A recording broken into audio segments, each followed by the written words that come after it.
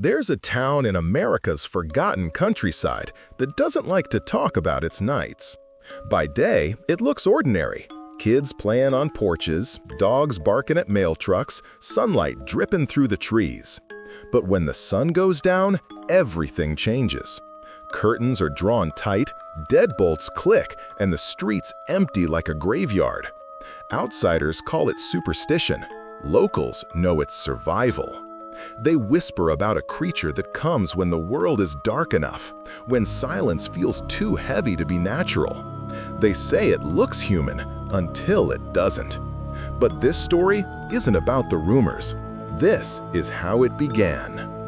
Years ago, the town trusted a woman named Manang. She was the midwife, the one who brought children screaming into the world, who steadied mothers' hands and whispered prayers in the delivery rooms. She should have been a saint, but there was something wrong. Every baby she touched cried. Not the tender cries of hunger or fear, but ear-splitting wails, as if something inside those tiny bodies could already sense what their parents could not. Mothers started holding their infants tighter when she entered, rocking harder, humming louder, pretending it was nothing. Fathers exchanged looks but said nothing, because who dares accuse the woman who delivers life itself? Until one night, life went missing. The baby disappeared without a sound. No broken glass, no forced door, not even a drop of blood. One second he was in his cradle, the next, gone. The mother swore she'd only closed her eyes. The father tore the house apart, screaming until his throat split. But the child was never found. The whole town buzzed with dread. Some blamed wild animals, some whispered darker things, and one man decided he wouldn't let whispers be enough. His name was Tomas. Thomas was no stranger to fear. He had hunted the woods after midnight, sat through storms that shook the earth, seen men die in accidents so gruesome they still haunted him. But the quiet of that night, so complete it pressed against his ears, was different. He knew something was wrong before he saw her. Through his window, Thomas watched Manang slip into the night. No lantern, no hesitation, just a shawl wrapped around her shoulders and a pace too steady for a woman her age. Something primal inside him screamed not to follow, but his legs moved anyway. He grabbed a lantern, slid a hunting knife into his belt, and stepped into the woods. The forest swallowed him. The deeper he went, the more the air thickened, sticky and suffocating. Branches clawed at his sleeves. Every snap of a twig underfoot echoed like a gunshot. And yet, Manang moved ahead as if the forest parted for her. She stopped at a clearing. Thomas crouched low behind a rotten log, heart hammering against his ribs, the glow of his lantern barely holding back the dark. And then it began. Manang dropped her shawl. Her back arched violently, bones cracking like breaking branches. Flesh split open as something inside her pushed out. Thomas clamped a hand over his mouth, choking back bile, as wings, massive, leathery, inhuman, unfurled from her back. She tilted her face to the moon, eyes rolled white, and let out a sound that didn't belong to this world. With one hideous motion, her body tore in half. The upper half lifted, organs dangling, wings beating the air. The lower half stood abandoned in the grass, still and waiting. Thomas couldn't breathe. He couldn't blink. He was staring at the truth, and it was worse than any rumor. The babies hadn't been crying for nothing. They had been screaming because they knew. Thomas gripped the edge of the log until his knuckles turned white. His breath came shallow, ragged, as though the air itself didn't want to enter his lungs. The clearing pulsed with a sound. Whoomp, whoomp, whoomp. Each beat of those wings heavier than the last. He tried to tell himself he was dreaming, that this was exhaustion, that the moonlight warped his eyes. But then he saw her face. It wasn't Manang anymore. Her jaw had elongated, skin pale and stretched thin, lips peeled back to reveal teeth like needles. Blood dripped from her chin as her tongue, long, pointed, slick as a serpent, slid out between her teeth. She sniffed the air, hunting. Thomas pressed himself into the dirt. His lantern flickered, and for a terrifying second he thought she had seen him. Then she moved. The creature lifted off, wings dragging her skyward with a shriek that made the forest tremble. Leaves tore loose from branches. The ground shook. Thomas nearly cried out, but forced himself still. When the sound finally faded into the night, he dared to move. He peeked over the log. The lower half of Manang's body stood alone in the clearing, grotesque and frozen in place, intestines glistening, skin sagging. It was like a mannequin of meat waiting for its other half to return. He should have run then. Any sane man would have turned back, forgotten what he saw, and locked his doors forever. But Thomas couldn't. Something stronger than fear anchored him there. A mix of horror, rage, and the gnawing need to know the truth. He stepped into the clearing. His boots crunched dead leaves, too loud in the silence. The smell hit him first. Copper, rot, and something sour, like milk left in the sun. His stomach twisted. He clutched his knife tighter. And then he heard it. A baby's cry. Faint at first, then louder, from above. Thomas whipped his head upward, heart pounding in his ears. Against the black sky, he saw her, a shadow gliding between the trees. Her tongue flicked out, dangling something that squirmed. It was too far to be sure, but he swore it was the missing child. No, the word slipped from his lips before he could stop it. The cry cut off. She had heard him. The wings faltered, turning in the air. Her head cocked unnaturally, scanning. Thomas froze, every muscle locking in terror. Her scream ripped through the forest, shaking birds from their nests, a sound that wasn't meant for human ears. And then, silence. Thomas stumbled back, panic flooding his veins. He turned to run, but his lantern betrayed him. The flame hissed, flared, then guttered out, leaving him swallowed by darkness.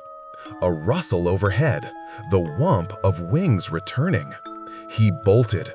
Branches tore at his face, roots grabbed his ankles, but he didn't care. He ran blind, crashing through the woods like a hunted animal. The sound followed him, wings beating faster, closer, louder.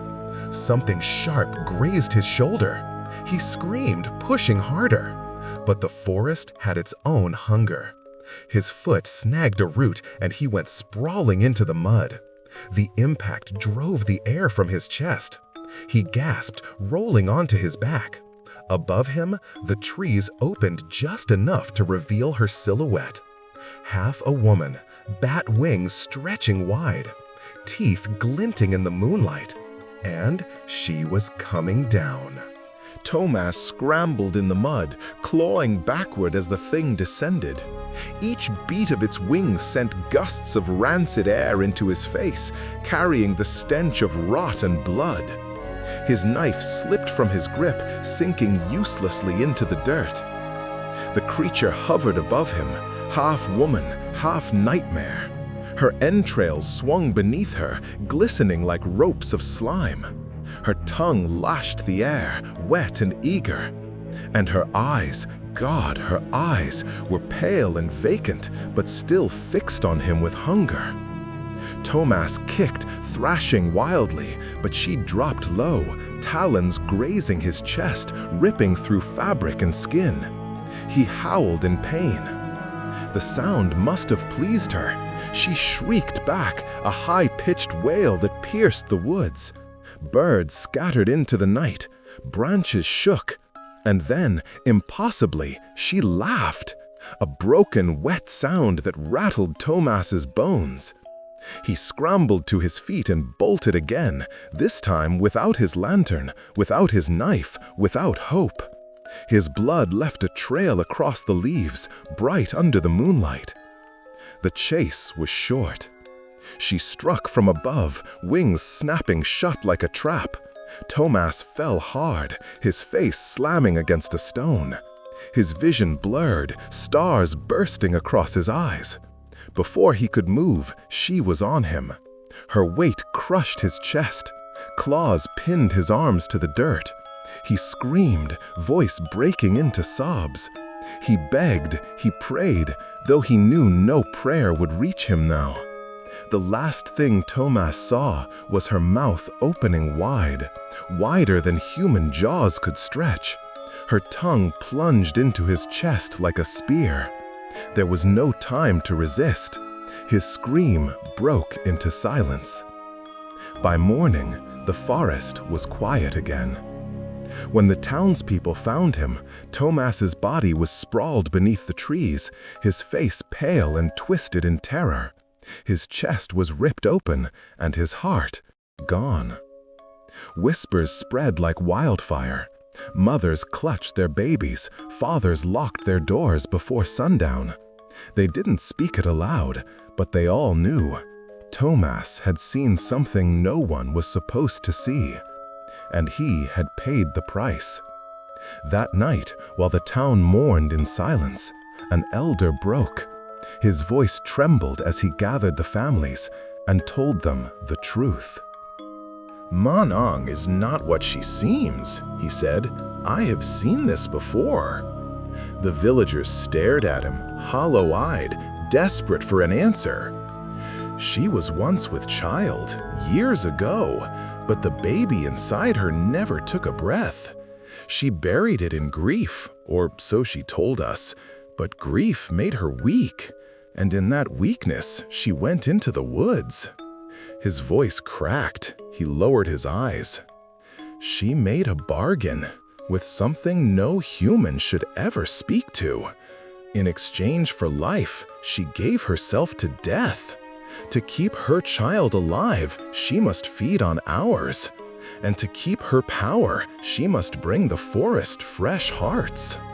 The room went silent, the weight of the confession crushing them. Finally, one voice whispered what they were all thinking. "Then how do we stop her?" The elder lifted his head, eyes glistening. "There is only one way. While her body is empty, when her top half takes flight, you must find what's left behind, and you must poison it. Salt and garlic packed into the wound, burning her from the inside out." A hush fell. For the first time, they felt a fragile spark of hope. But none of them knew what failure would cost. The elder's words hung in the air like smoke. Salt, garlic, find the abandoned half before she returns. It sounded almost too simple. Ordinary things standing against something unholy. But when monsters are real, people cling to whatever scraps of hope they can hold. That night, the town prepared. Mothers hid their babies deep inside shuttered rooms, hands pressed over tiny mouths to muffle their cries. Fathers sharpened knives that would never pierce her skin. And the elder gathered what they would need. Coarse salt poured into sacks, garlic cloves strung together on twine, lanterns fueled and burning. They moved as a group, torches flickering like frightened hearts, slipping into the woods where Tomas had last been seen. No one spoke above a whisper. Every crack of a twig, every rustle of branches made them flinch. The night was heavy, pressing down on them with the weight of something watching. And then they heard it. A scream tore through the trees, so sharp and shrill it rattled their bones. The sound wasn't far. They hurried, stumbling over roots, clutching their torches close until they reached a clearing. There it was, the body. The lower half of Manang stood alone in the moonlight, grotesque and lifeless, intestines hanging like wet rope. The villagers froze, staring at the thing that once looked human, but now resembled nothing of this world. "Do it," the elder hissed. Hands trembling, they opened their sacks. The first pinch of salt scattered across her skin. The garlic followed, stuffed into the ragged flesh. The smell rose instantly, sharp, bitter, biting. Someone gagged, someone else crossed themselves. The elder leaned close, voice low. More. Cover every wound. She cannot return if her body burns. But just as hope began to spark, the wind shifted. A shadow fell over the clearing. The villagers looked up, and their torches nearly slipped from their hands. She was there. Her wings blotted out the stars. Her shriek shook the leaves from the trees. Blood dripped from her chin. Her mouth stretched wide, and her eyes burned white in the dark. She had returned too soon. The salt scattered from trembling hands. The garlic fell to the dirt. "Finish it!" the elder screamed. But it was too late. The creature dropped into the clearing with a force that cracked the ground. She lashed out with her tongue, long and sharp, coiling around one man's throat. He thrashed, gurgling, before she yanked him into the air and tore him open like paper. The other scattered, but her wings blocked every escape. The clearing became a trap, a slaughterhouse. Screams filled the night, cut short one by one. Only the elder stood his ground, torch in hand, salt clutched tight. His voice thundered through the chaos. "Back to the earth with you! We will not!" The words ended in a strangled cry. She had him. The man's torch hit the ground, sputtering out. His body convulsed as her claws dug in, lifting him high. And in one sickening motion, she devoured him whole, his scream echoing until it was swallowed by silence. The villagers who survived fled into the trees, their hope snuffed out like the last flame in the clearing. By dawn, the forest was quiet again.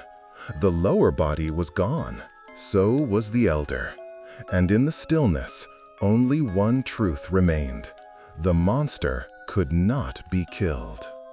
By morning, the survivors stumbled back into town.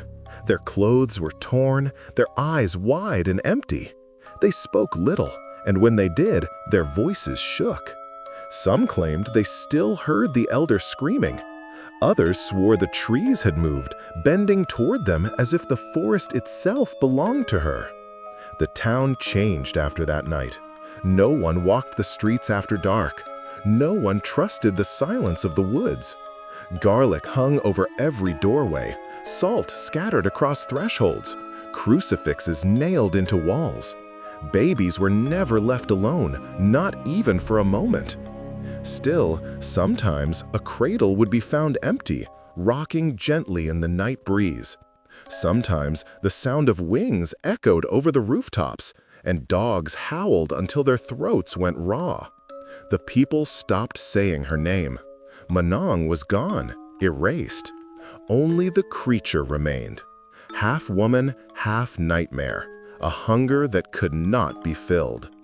And though the elder's instructions were remembered, salt and garlic destroy the body, no one dared try again. The cost had been too high, the fear too deep. Over time, the town shrank. Families fled, fields withered, houses stood abandoned. But the stories stayed, passed from mouth to ear, whispered at campfires, muttered in hushed tones when the wind rattled shutters. They say if you walk too far into the forest at night, you'll hear her wings before you see her face. That the trees will bend to hide you or expose you, depending on whether she's hungry. They say her pact is eternal, her grief endless, her hunger bottomless. And if you ever find half a body standing in a clearing, waiting in the dark, run, because somewhere above you, the other half is hunting. The Manananggal still flies, and she is always looking for her next heart. The story fades, but the fear doesn't. If you made it this far, you already know you don't want to face the dark alone. So keep the lights on, hit that like button, share this tale with someone who dares to listen, and subscribe for more nights just like this one. Because here, the stories never end.